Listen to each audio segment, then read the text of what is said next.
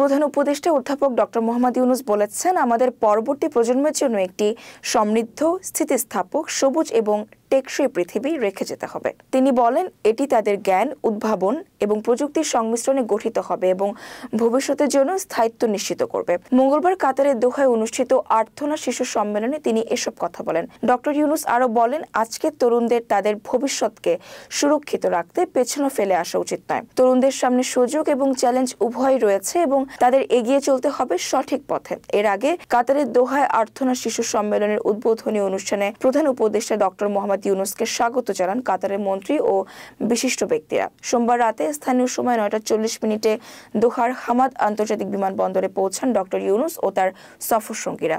এ সময় কাতারের প্রোটোকল প্রধান রাষ্ট্রদূত ইব্রাহিম ফখরু তাকে স্বাগত জানান।